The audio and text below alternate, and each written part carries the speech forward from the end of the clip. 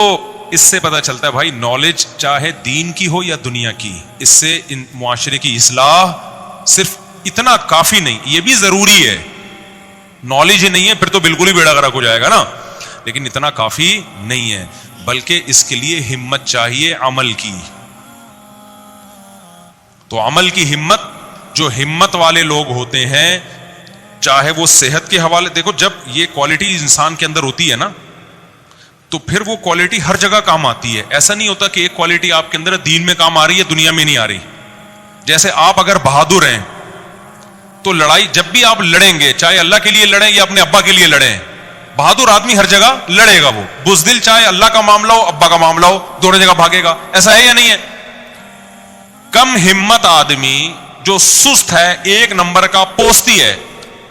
بہت سے لوگوں کو برا لگ رہا ہوگا، میں آپ کو نہیں کہہ رہا، کچھ یہاں بیٹھے ہوئے ان کو کہہ رہے ہیں مجھ سے آپ کو ہمارے بارے میں پتہ کیسے چل گیا، لیکن میں آپ کو نہیں کہہ رہا، میں جنرلی بات کر رہا ہوں.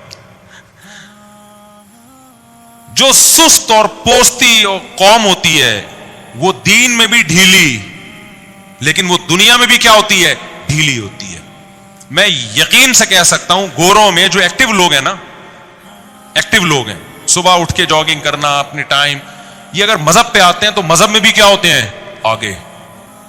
میں نے گورے مسلمان دیکھے ہیں نا، بہت دیکھے ہیں، کم نہیں. پہلے تو ہمارے مدرسے میں بہت آئے، 9/11 کے بعد پھر گوروں کا داخلہ مشرف نے بند کر دیا، گورے خود بھی آنا بند ہو گئے کہ ایسا نہ ہو پاکستان اسلام سیکھنے کے لیے آتے تھے. کمال کی بات دیکھو، تو ایسا نہ ہو آتے ہی ڈائریکٹ جنت میں ہی نہ پہنچا دیں یہ لوگ ہم کو.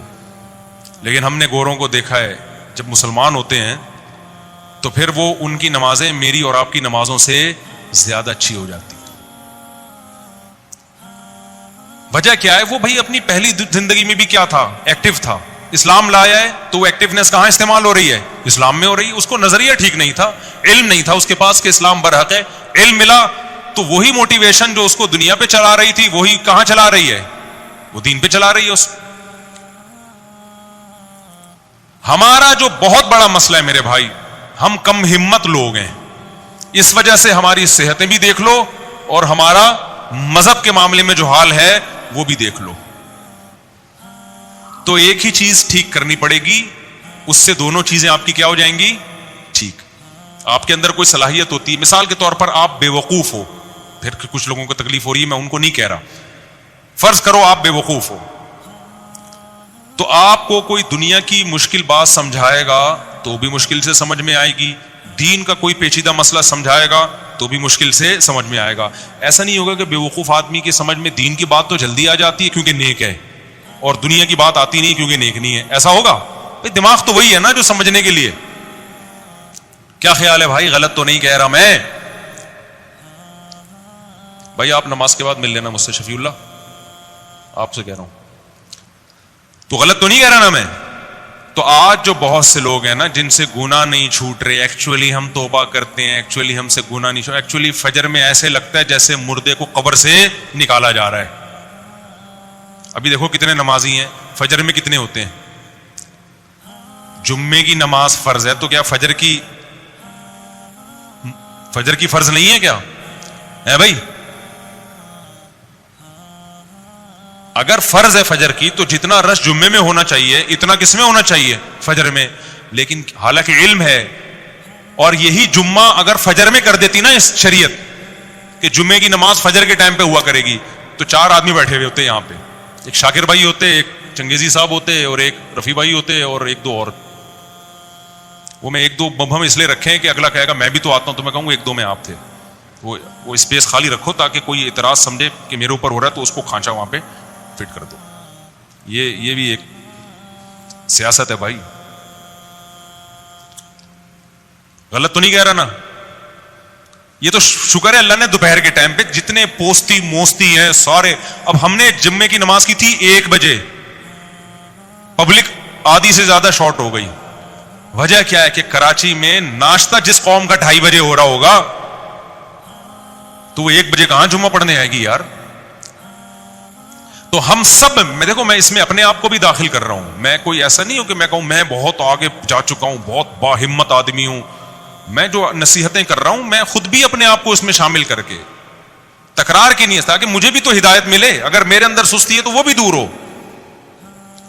لیکن اتنی بات ضرور ہے بھائی، ہمارے ساتھ نالج کا مسئلہ نہیں ہے اتنا، ہمارے ساتھ مسئلہ ہے کم ہمتی کا. حکومت کو چاہیے مشورہ دے رہے، ہوگا نہیں ایسے، لوگ کمنٹس کر رہے ہوتے ہیں حکومت کو مشورے دے رہے. بھائی اچھی بات کرنے میں گورنمنٹ نے پابندی نہیں لگائی. جاپان میں، چائنا میں، ان ملکوں میں باقاعدہ ورکشاپس کروا کے نا انہوں نے اپنی قوموں کی سستی کو ختم کیا ہے. ہمارے ہاں ایسا تعلیم کا کوئی سیٹ اپ نہیں ہے. کچھ دن بچے روٹین پر آتے ہیں اسکول کی وجہ سے کہ رات کو جلدی سوئیں گے، صبح اسکول جانا ہے. نماز تو آج کل بچوں میں رواج ہی ختم ہو گیا، ماں باپ اسکول کے چکر میں اٹھاتے ہیں.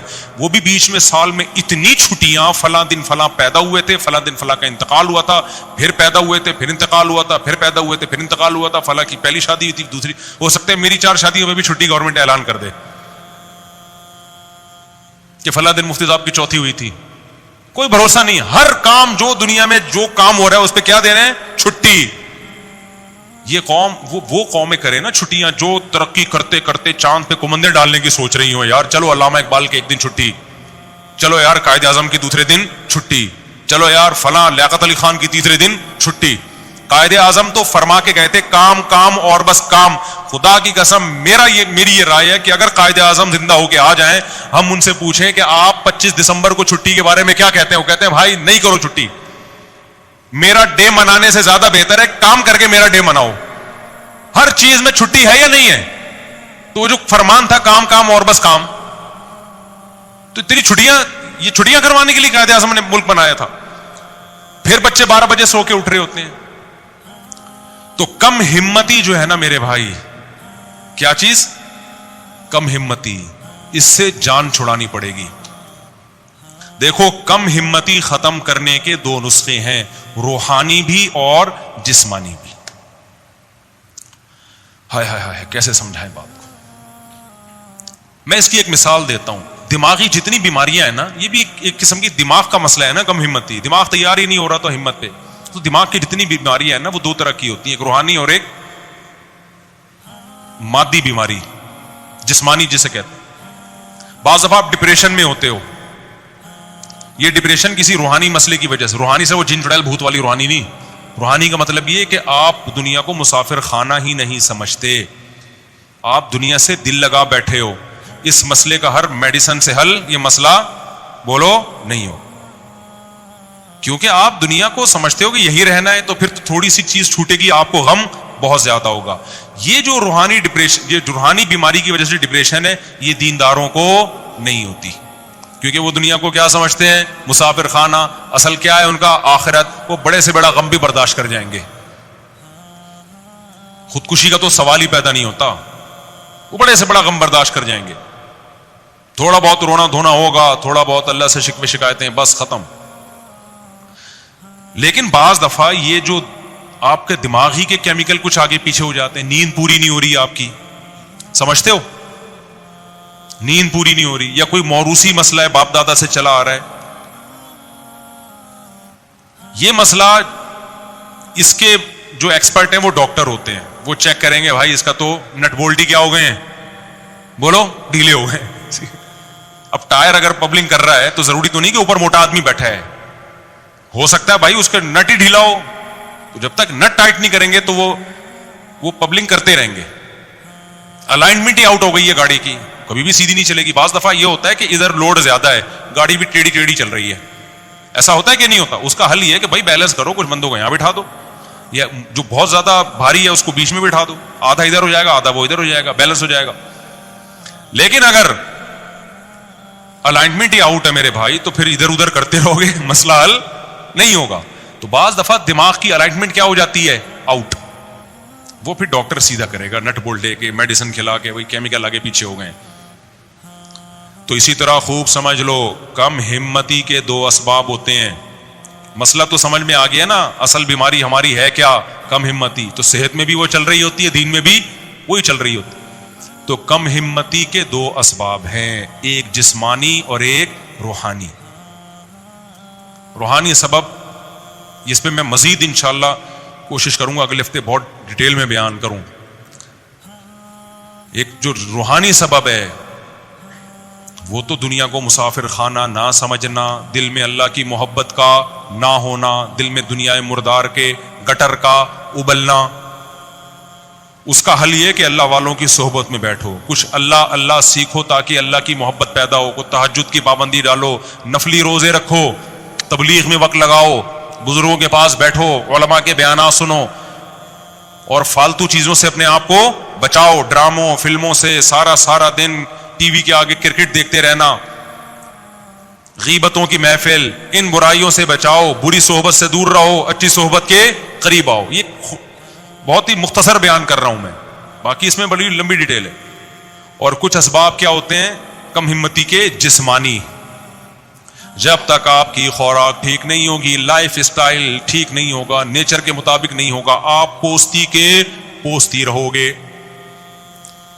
سست لفظ مجھے برا لگتا ہے، ہم لوگ سست نہیں ہیں، سست تو ایک ہمارے لیے اعزاز ہے، کوئی ہمیں کہتے ہے سست آدمی، یہ تو اعزاز ہے، ہم سست سے اوپر کی چیز ہے، وہ کیا ہے؟ کہتے ہیں نا پوستیوں کی طرح پڑا رہتا ہے، بے پوست نہیں ہو، پوست کی کاٹ جس سے چرس ورس وہ پڑے رہتے ہیں نا، ہم لوگ کی وہ کیفیت ہے۔ سست کا لفظ کیا ہے ہمارے لیے؟ یہ سست کے لفظ کی توہین ہے ہمیں سست کہنا۔ سو رہے ہیں تو سوتے رہیں گے، یونیورسٹیوں میں جا کے کیا کر رہے ہیں؟ ہم نے بھی دور گزارا ہے بھائی، کالج کا، اسکول کا، ہمیں نہیں پتا وہاں کون سا پڑھ رہے ہوتے ہیں جا کے۔ ٹیچر ٹائم پہ نہیں آ رہا ہے تو دل جمی کے ساتھ پڑھا نہیں رہا ہے، بیٹھ ہی نہیں جو سیدھا سکتا، ہم کوئی ایک بندہ دکھاؤ جو سیدھا بیٹھتا ہو۔ آپ جب بھی کسی کو دیکھیں گے نا دفتر میں، یوں یا ٹیڑھا بیٹھا ہوا ہوگا، یوں بیٹھا ہوا ہوگا، یا یوں کر کے بیٹھا ہوا ہوگا، یا پیچھے کو جھکا ہوا ہوگا، ٹیڑھی گردن۔ جو قوم سیدھا بیٹھ نہیں سکتی وہ قوم سیدھا صرف بیت الخلاء میں بیٹھتے ہیں۔ میں نے اپنے شیخ و مرشد مفتی رشید احمد صاحب کو کبھی ایک ٹانگ کے سہارے پہ کھڑے ہوئے نہیں دیکھا میں نے، جب بھی کھڑے ہوتے تو دونوں پاؤں پہ برابر۔ سمجھ رہے ہو کہ نہیں سمجھ رہے؟ وہ کہتے ہیں بہت معیوب حرکت ہے کہ آپ یوں کھڑے ہونے کے بجائے یہ ٹانگ ٹیڑھی کر لیں آپ، اور میں نے حضرت کے بعد کسی کو نہیں دیکھا کبھی دونوں پاؤں پہ سیدھا کھڑا ہوا ہو۔ ٹھیک ہے بھائی، دونوں پاؤں اللہ نے اس لیے دیے ہیں کہ دونوں پہ بیلنس کیا ہو، برابر، لیکن ہم اتنے سست ہیں، ہم کہتے ہیں ایک ٹانگ کو آرام دو، دوسری بھی پورا زور لگاؤ، پھر اس کو ریلیکس کرو۔ حالانکہ بے وقوفی ہے کہ نہیں ہے؟ جب ایک پہ پورا زور لگاؤ گے تو وہ جلدی تھک جائے گی نا، سستی ہے، پھر اس میں آڑے ترچھے بھی ہو جاتے ہیں، تھوڑے دن تک یوں کرتے رہیں گے تو فرمائی کیا ہو جائے گا، ٹیڑھا ہو جائے گا۔ بیٹھنے کی پوزیشن، میں بندے کو دیکھ کے اندازہ لگا لیتا ہوں یہ سست ہے یا چست ہے، 2 منٹ میں اندازہ ہو جاتا ہے ہمیں۔ ہم نے اپنے شیخ کو دیکھا ہے نا، مفتی رشید احمد صاحب کو رحمہ اللہ تعالی، 75 سال میں ایسے ماشاءاللہ وہ یہ کرتے تھے کہ جب دروازہ کھولنا ہے نا، دیوار پہ ہاتھ لگانے کی اجازت نہیں تھی۔ بظاہر یہ چھوٹی چھوٹی باتیں ہیں، لیکن قوم کا المیہ ہی سستی ہے میرے بھائی، یہ سستی نہیں چھوڑے گی۔ اور پھر دیکھو نا، دیندار بن کے بھی سست ہوتے ہیں تو اور دین بدنام ہوتا ہے۔ ہمارے حضرت کا جو آفس ہے نا، میں گیا، ہمیں تو نہیں پتا تھا زیادہ، دیوار پہ ہاتھ لگایا، اچھا میں یہ کام کرتا نہیں تھا، اس دن میری کہیں شامت آئی بھی ہوگی، سب کو دیکھ رہا تھا، تو دیوار پہ ہاتھ لگایا، دروازہ یوں کر کے کھولا، حضرت نے بلایا ادھر آؤ، حضرت نے فرمایا یہ یا تو بہت اسپرنگ جو ہے نا ڈور کا بہت ٹائٹ ہوتا تو پھر ہاتھ لگانا پڑتا ہے، بنتا ہے، پھر ڈور کا اسپرنگ تو بہت ڈھیلا ہلکا اسپرنگ ہے، بڑے آرام سے یوں کھولا جا سکتا ہے۔ فرمایا آپ نے یوں ہاتھ لگا کے یوں کیوں کھولا؟ فرمایا اس میں نقصانات کیا؟ نمبر 1، اپنی کمزوری دکھا رہے ہو دنیا کو کہ میں بڈھا ہو گیا ہوں، مجھ سے یہ ہلکا سا دروازہ بھی ایک ہاتھ سے کھلتا نہیں، مجھے سہارا لینا پڑتا ہے دیوار کا۔ سمجھ رہے ہو کہ نہیں سمجھ رہے؟ یہ سہارا لینا پڑتا ہے یوں کا۔ ایک تو اپنی کمزوری کی اناؤنسمنٹ ہے، تو کیوں اگر آدمی کمزور ہو تو دنیا کو کیوں بتائے بھائی؟ نمبر 2، جب یہ ہاتھ یہاں لگاؤ گے تو دیوار پہ پڑے گا نشان، دیوار ہو جائے گی گندی، اور واقعی وہ آفس میں وہ حصہ کیا لگ رہا تھا؟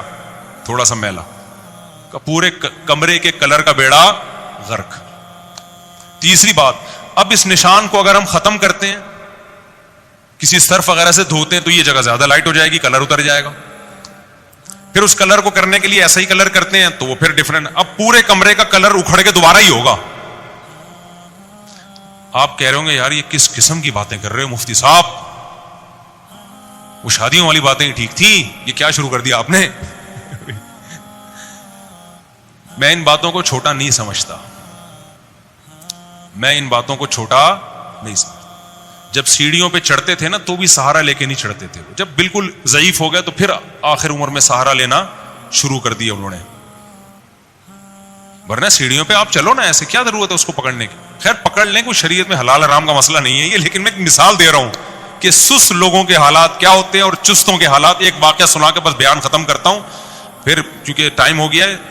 دو سست لیٹے ہوئے تھے, دو, ہماری جو مثال ہے نا, دو سست کیا تھے, لیٹے ہوئے تھے. ہمت پیدا کرو میرے بھائی, ہمت.